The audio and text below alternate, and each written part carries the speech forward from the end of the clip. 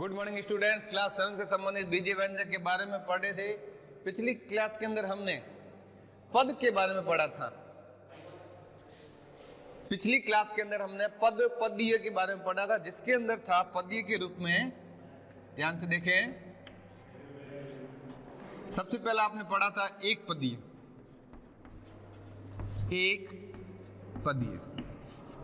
दूसरा पॉइंट था द्विपदीय।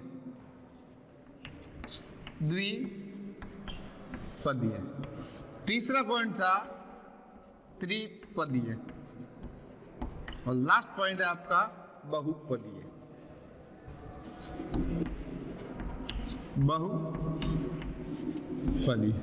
मतलब पदीय के अंदर हमने एक पदीय, द्विपदीय, त्रिपदीय और बहुपदीय के बारे में सामान्य जानकारी ली थी और इसके प्रकार पढ़े थे, 4 प्रकार: एक पदीय, द्विपदीय, त्रिपदीय और बहुपदीय। आज हम इनसे संबंधित परिभाषा पढ़ेंगे।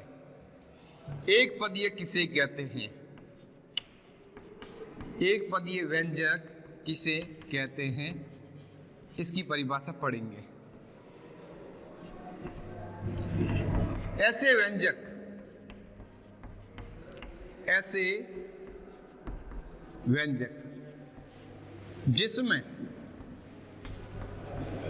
जिसमें केवल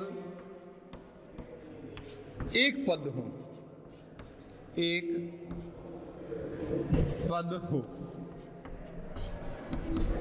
उसे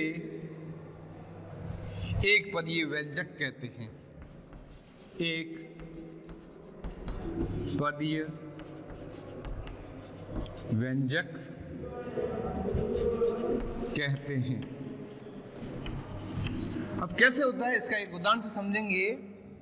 जैसे आपने लिख दिया 3 एक पदी, या फिर लिख दिया y, या फिर ऐसे भी लिख सकते हैं 2y 3z। ये सब क्या है, एक ही पद है। ये एक पद, ये एक पद, ये भी एक पद है, ये भी एक पद है। लेकिन इसमें ध्यान रखना, चर और अचर के बीच में कोई निशान नहीं है। निशान का मतलब होता है तो गुणा y बोलते हैं, तब भी कैसा पद होता है, एक पद ही होता है। तो एक पदीय व्यंजक की परिभाषा बनती है ऐसे व्यंजक जिसमें केवल एक पद हो, उसे एक पदीय व्यंजक कहते हैं। ये उसके उदाहरण है। नंबर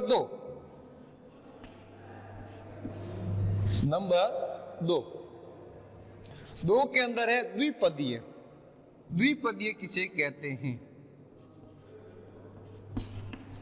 द्विपदीय व्यंजक किसे कहते हैं। ऐसे व्यंजक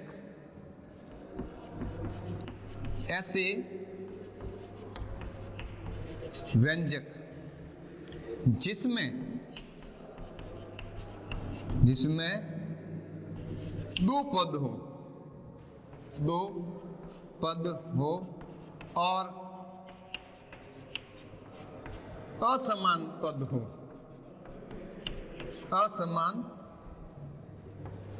पद हो,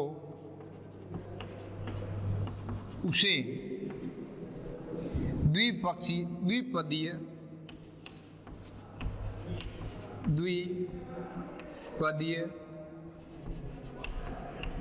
व्यंजक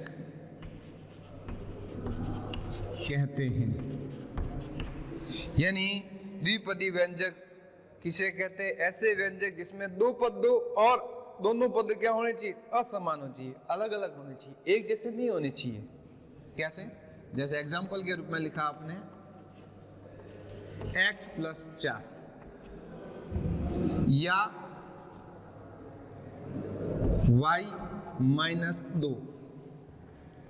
एग्जाम्पल जितने लिखो उतने कम होते हैं। ये x है, ये 4 है। x के आगे कोई संख्या नहीं है, वहां नहीं होती है तो संख्या 1 होती है। ये ध्यान रखना, चर पद के आगे कोई संख्या नहीं होती है, वहां पर 1 होती है। ये हमेशा ध्यान रखें। तो इसके आगे 1 है, इसके आगे, इसमें संख्या 4 है लेकिन पीछे चर पद नहीं है, तो ये अलग हो गया, ये अलग हो गया, तो 2 पद हो गए। इसी तरह से इसमें y है, ये 2 है, y - 2 y के आगे संख्या नहीं है, एक है, 2 के पीछे चर पद भी नहीं है, ये अलग है और ये अलग है, कभी भी इसकी बाकी नहीं होगी। इसी तरह से 3x + 3y है, दोनों ही पद क्या है, अलग अलग हैं। ऐसे व्यंजक को हम कहते हैं द्विपदीय व्यंजक कहते हैं। नेक्स्ट पॉइंट है त्रिपदीय व्यंजक किसे कहते हैं। पॉइंट लिखा हुआ ऊपर, पिछली क्लास के अंदर हमने पढ़ा था इसके एग्जाम्पल। आज हम क्या करें, इसकी परिभाषा को समझने का प्रयास कर रहे हैं, तो इसको समझेंगे हम। त्रिपदीय व्यंजक किसे कहते हैं। त्रिपदीय व्यंजक,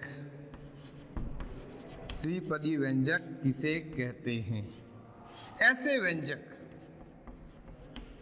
ऐसे व्यंजक जिसमें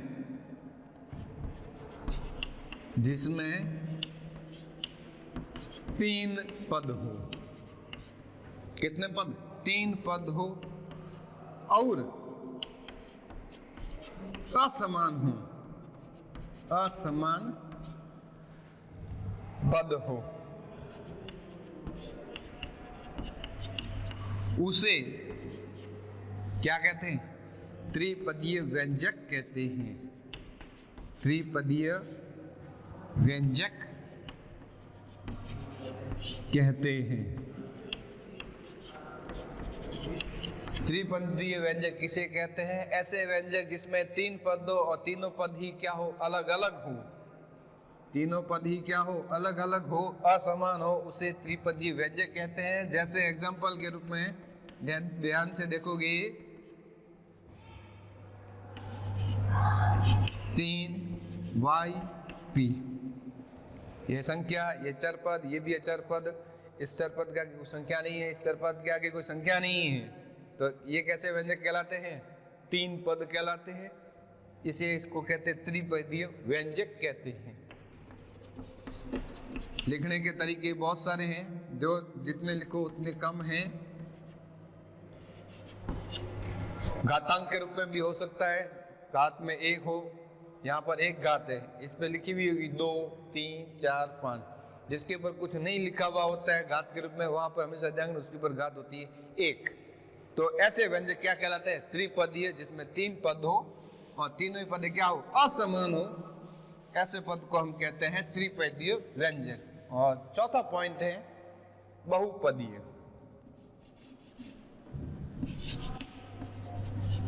बहुपदीय व्यंजक,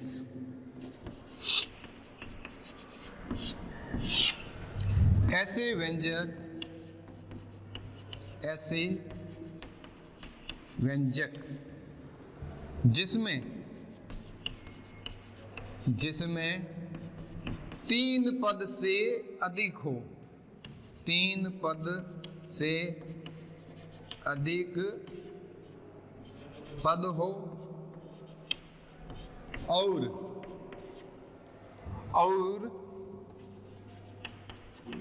असमान हो, असमान पद हो,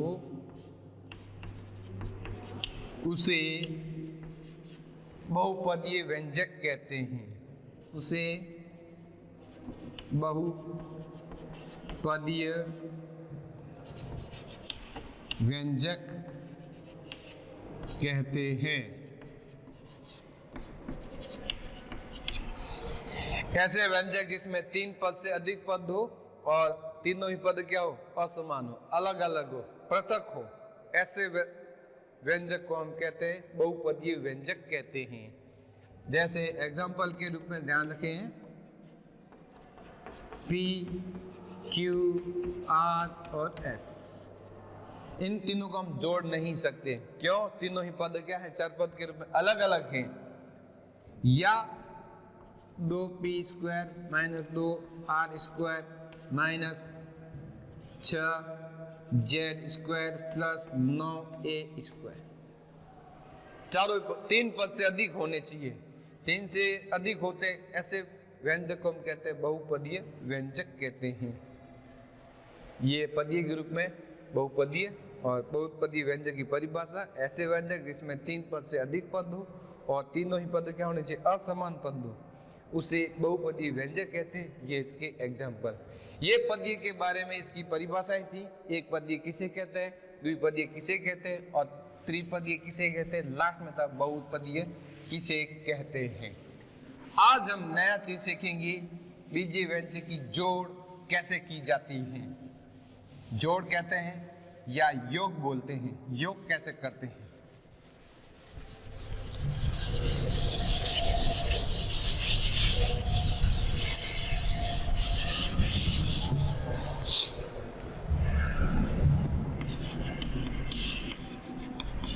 बीजीय व्यंजक के योग। पहला हम पढ़ेंगे योग के बारे में। योग जैसे एक एग्जांपल से समझेंगे। आपके लिखा हुआ 2p + 6q और 3q + 6p को जोड़िए। इस तरह से प्रश्न आएगा लिखा हुआ, आपको कहेगा जोड़िए, योग कीजिए। तो सबसे पहले भाग देख लो, ये है 2p + 6q। ध्यान रखें, योग करने के दो तरीके हैं। योग करने के दो तरीके हैं। एक है स्तंभ विधि, एक है स्तंभ विधि, दूसरी है पंक्ति विधि। दूसरी है पंक्ति विधि। अब दोनों विधियों से करोगे उत्तर तो सेम ही आएगा। तो सबसे पहले हम पढ़ते हैं स्तंभ विधि के आधार पर। पहली विधि है स्तंभ विधि। पहला भाग क्या करोगे, जो दिया हुआ वो पहले लिख दोगे और दूसरा जो भाग दिया हुआ है उसमें ही ध्यान रखना है, समान पद वाले जो है, कौन से समान पद वाले, उसके नीचे लिखोगे। नीचे लिखने का मतलब होता है स्तंभ विधि कहलाती है।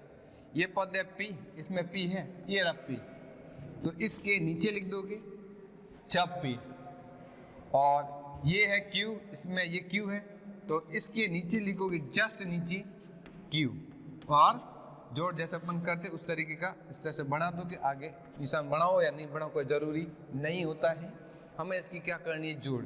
ये विधि है स्तंभ विधि। Q कभी जुड़ता नहीं है, Q जैसा होता है एज इट इज आता है चर पद के रूप में, और संख्या के रूप में जो है वो संख्या जुड़ जाएगी।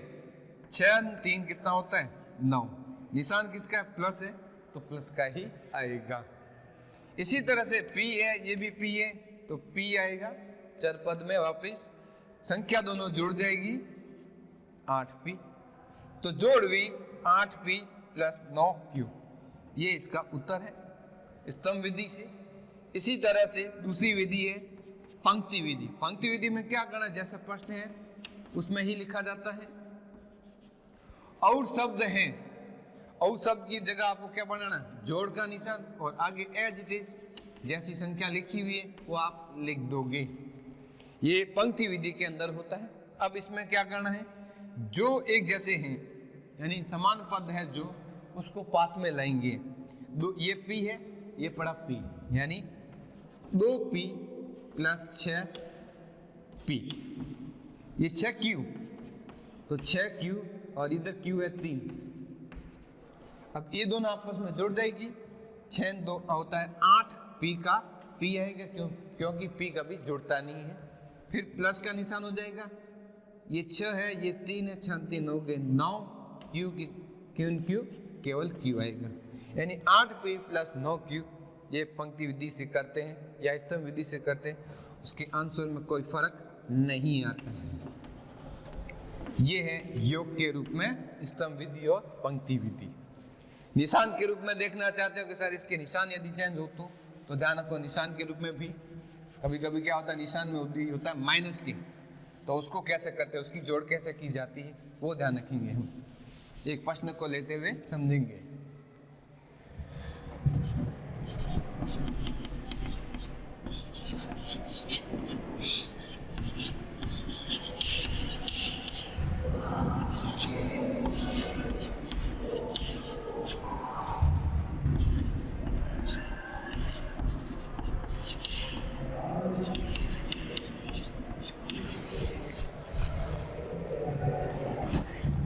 3 cube minus 3r, 3 cube minus 3r, 3 cube minus 3r किसी भी विधि से कर सकते हो। मैं आपको समझा रहा हूँ स्तंभ विधि से भी।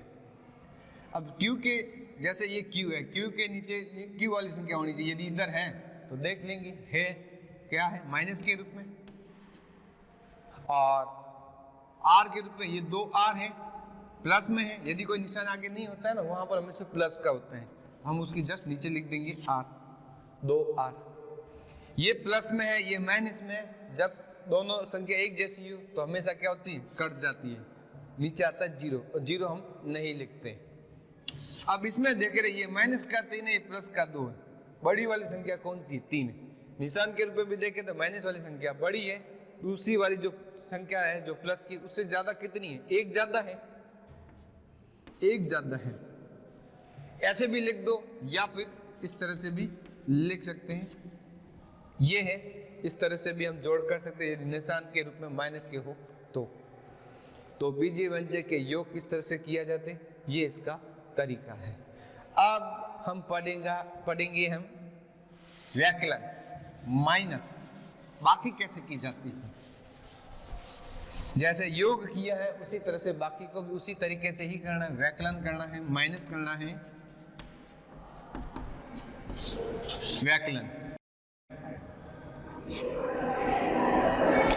व्याकलन के अंदर हमेशा ध्यान रखना, विधि पहले देख लो। जैसे योग के रूप में बताई है, ये भी 2 तरह की होती है। एक होती है स्तंभ विधि और दूसरी होती है पंक्ति विधि। दूसरी होती है पंक्ति विधि। एक होता है स्तंभ विधि, दूसरी होती है पंक्ति विधि। अब इसका हम एक एग्जांपल लेते हुए समझेंगे। 3p plus 2q minus 3r में से, यहां ध्यान रखना प्रश्न की लैंग्वेज में से 2r minus 3p plus 2q को घटाइए। ठीक है, घटाना है तो इसकी माइनस करना है। ये पहली विधि है, ये दूसरी विधि है, दोनों विधियों से समझेंगे। पहले हम पढ़ते हैं स्तंभ विधि। पहला तरीका ये 3p plus 2q minus 3r। ठीक है, ये वाला भाग लिख दिया। अब ये ध्यान रखना, जो चार पद एक जैसा उसके नीचे लिखेंगे। p इसमें है, इसमें है, ये रहा p, क्या है, माइनस का है, तो लिखोगे माइनस के 3p। ये q है, उसके अंदर q है, हाँ है, 2q है, तो प्लस का है 2q, और 2r है, ये प्लस में है, इधर लिख दो के प्लस के 2r। अब थोड़ा ध्यान रखना, इसमें स्तंभ विधि के अंदर क्या करना है, थोड़ी जगह छोड़ दी है क्योंकि अभी हमने घटाया नहीं है।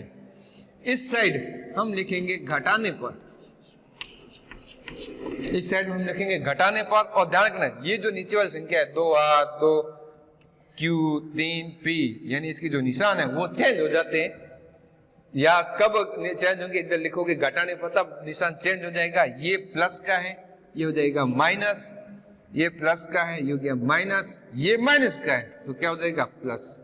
माइनस में इतना ध्यान रखना है, स्तंभ विधि के अंदर नीचे वाली जो संख्या है उसके निशान चेंज हो जाएंगे। प्लस के हैं तो माइनस होंगी, माइनस क्या है वो प्लस में हो जाएंगे।